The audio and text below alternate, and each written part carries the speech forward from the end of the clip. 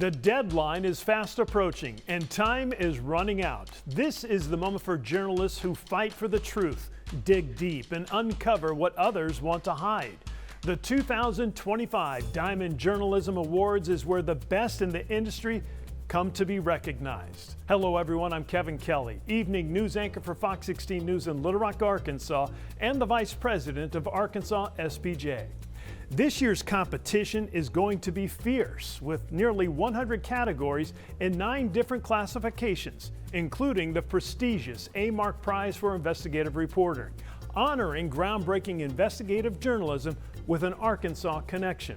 The A-Mark Prize, however, is your shot at winning a share of $15,000 in total cash prizes, specifically for journalists and newsrooms who dig deep into Arkansas stories and uncover the truth. This is your chance to be seen, to have your hard work rewarded, to make your mark in the world of journalism. The clock is ticking. You have until March 3rd, so don't let this opportunity slip away. For more information, just scan the QR code or visit arkansasspj.org. The 2025 Diamond Journalism Awards. The truth doesn't wait, and neither should you. At approximately 11:38, 911 calls were received that there was an active shooting situation at the Mad Butcher grocery store in Fordyce. A quiet Friday morning, violently interrupted. Unfortunately, we can confirm that 11 innocent civilians were shot. Cries of heartbreak from victims' families quickly replacing the sounds of gunshots. Just want my baby back. A tragedy people in a city of just over 3,000 never saw coming. When you think something like this happening, you think of the bigger cities, but it's in our back door.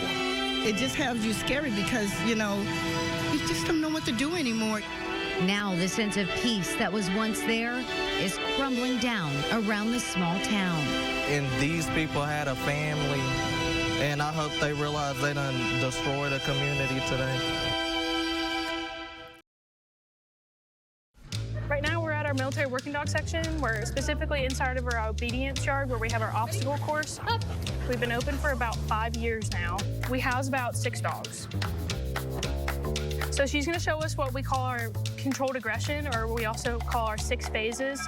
So there's different phases of if we are interacting with a person or a subject, and how our military working dogs are trained to handle those situations and how they respond to different incidents that might occur while they're interacting with someone. So we do a lot of training with gunfire training, and we do different things like jumping over hurdles and jumping through windows and going upstairs and putting our dogs in uncomfortable situations that they might have to face. But we also do Secret Service missions where we support the president and a lot of higher individuals and maintain their security and their safety.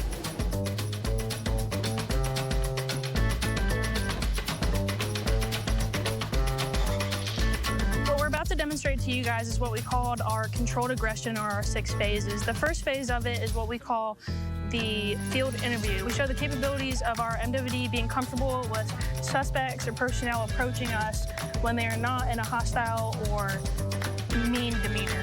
So this is how we get information from the personnel, get their ID, get contact for our law enforcement desk to get information that they might need. The next phase is what we call our pursuit and attack. In the instance of a person being non-compliant or they're a danger and they're not listening to our commands, if a person decides to take off, our military working dogs are going to catch them. You can't outrun these guys. Sir, I need you to come back over here. Ho, ho, ho, release my dog! Cute!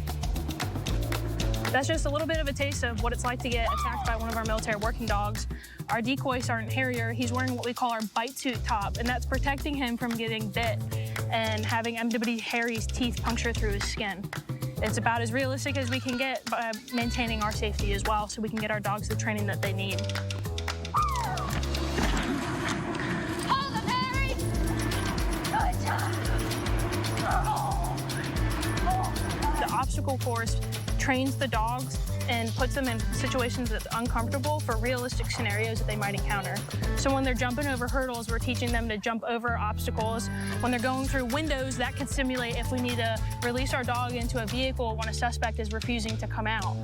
When we go over stairs, that's giving the MWDs comfortable with being above us. And then lastly, our tunnels makes them comfortable with being in tight, confined spaces.